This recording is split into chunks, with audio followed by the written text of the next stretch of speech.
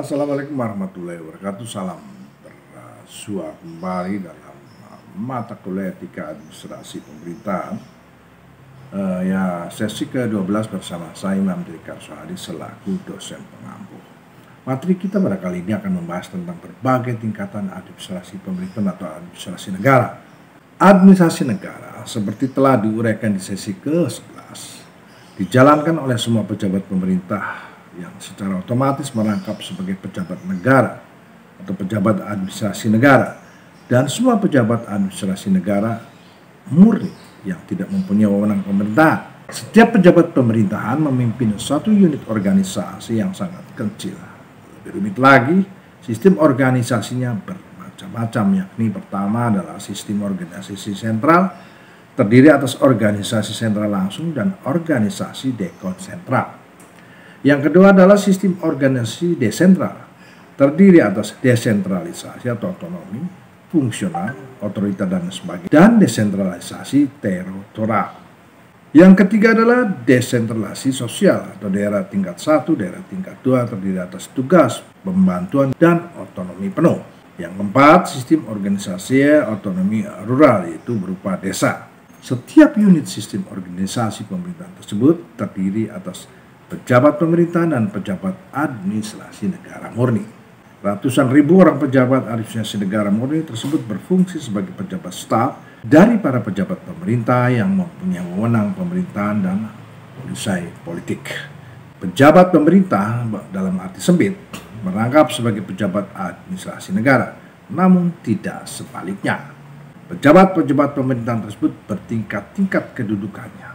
Pertama adalah pemerintah pusat, terdiri dari presiden dan para menteri beserta jajarannya dan lembaga negara non-departemen. Yang kedua adalah pemerintah provinsi, yaitu gubernur beserta kepala badan dan dinas-dinas yang ada di jajarannya. Ketiga adalah pemerintah kabupaten atau kota, yaitu bupati dan wali kota beserta jajarannya. Dan keempat adalah pemerintahan desa dengan aparatur desanya. Dengan mengikuti kedudukan pemerintah, administrasi negara pun bertingkat-tingkat.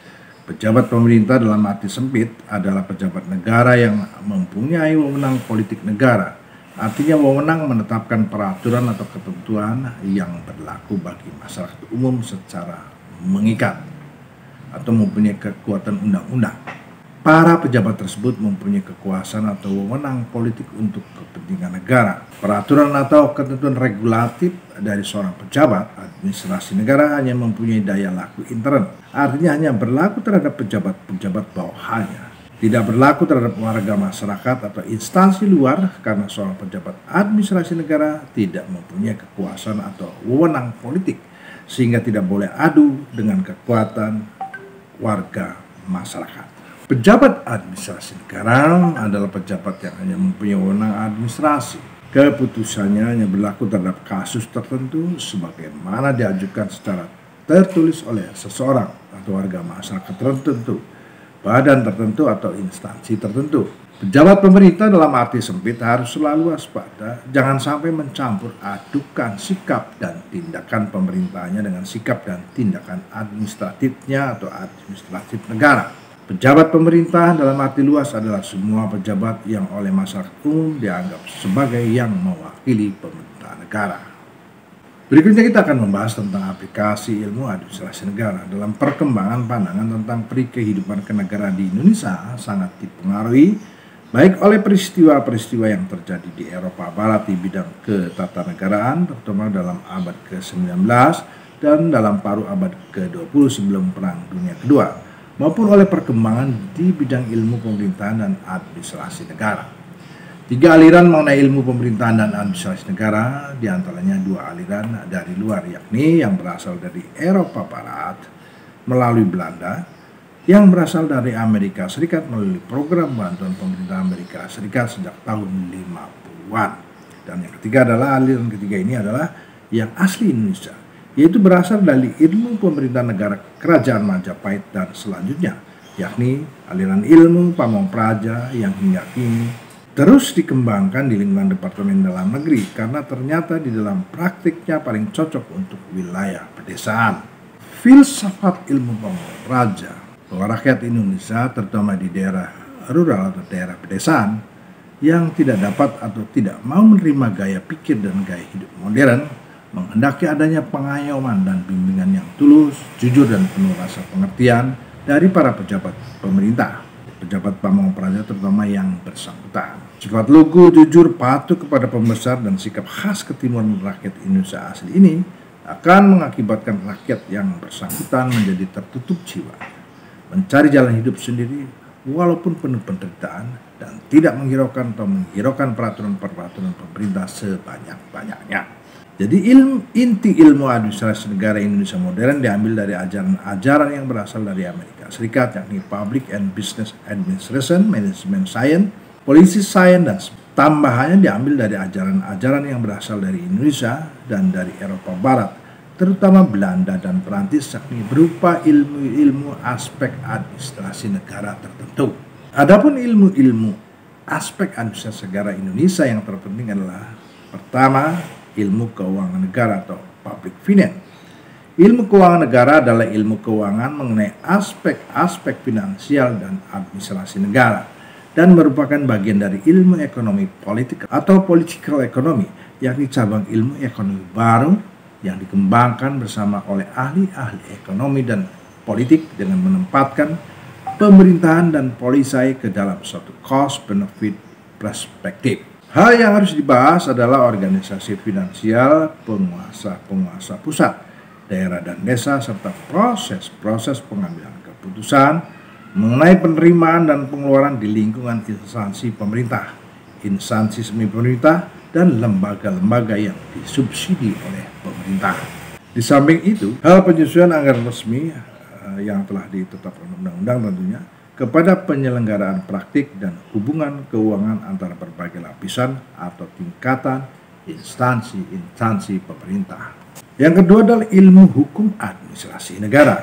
Yang harus dibahas adalah hukum mengenai organisasi pemerintahan atau administrasi negara. Pembagian wewenang sebagai salah satu instrumen yuridis untuk mengembangkan dan menjalankan polisi pemerintah, penetapan atau backing sigen, dan perlindungan hukum warga dan badan masyarakat terhadap perbuatan pejabat penguasa. Demikian pula perlu dibahas hak-hak dan kewajiban-kewajiban hukum pejabat penguasa dan pihak atau warga atau badan masyarakat dalam berbagai macam transaksi. Dalam kaitan ini perlu dibahas pula prinsip-prinsip dasar pemerintahan dan administrasi negara yang sehat. Yang ketiga adalah sosiologi pemerintahan. Yang harus dibahas adalah sosiologi pemerintahan rural atau pedesaan dan sosiologi pemerintahan urban. Pada keduanya, sorotan dan kupasan dilakukan terhadap kelangsungan proses pemerintahan dan struktur pemerintahan dalam berbagai konteks. Dalam bahasan sosiologis pemerintahan rural, perhatian harus diberikan pada pengaruh agama lokal, adat, dan hukum adat terhadap struktur organisasi dan proses pemerintahan. Mengingat sangat luasnya wilayah Indonesia, maka hal ini menjadi perhatian yang besar pada sifat agama lokal, adat, dan hukum adat setempat. Yang keempat adalah ilmu ekonomi pembangunan. Setiap pejabat pemerintah atau administrasi negara harus mempunyai pengetahuan ekonomi yang cukup memadai dengan kedudukannya, walaupun hanya bersifat dasar. Pada saat ini yang paling cocok bagi Indonesia sebagai negara yang sedang berkembang adalah ajaran dan teori ilmu ekonomi pembangunan. Hal ini karena teori ekonomi modern yang dikembangkan dan diajarkan di negara barat sekarang sudah tidak bisa diterapkan di Indonesia karena struktur dan budaya masyarakat yang sangat jauh berbeda. Hanya guru-guru besar dan pakar ekonomi internasional kita yang harus mengikuti perkembangannya di dunia barat. Bagi pejabat pemerintah Indonesia di tingkat rural, ajaran dan teori ekonomi barat tersebut masih kurang relevan dan bisa menyesatkan masyarakat barat. Sebagai salah satu akibat dari revolusi di bidang teknologi, moneter, dan informatika yang berlangsung di sana, makin lama semakin jauh berbeda dari masyarakat Asia baik dalam struktur maupun budaya. Frustasi sosial, ekonomi, politik, dan budaya bermunculan membuat tugas para pejabat pemerintahan makin berat. Hal ini karena bank-bank maju dari Barat dan Jepang selalu melakukan ekspansi kebudayaannya ke seluruh dunia, sedangkan masyarakat negara yang belum maju secara mental dan budaya berada dalam keadaan tidak siap untuk menerima atau mencerna perubahan yang ditimbulkannya. Maka masalah sosial, mental, dan budaya harus dibahas pula dalam sosiologi pemerintahan. Sampai di sini dulu perjumpaan kita kali ini. Assalamualaikum warahmatullahi wabarakatuh.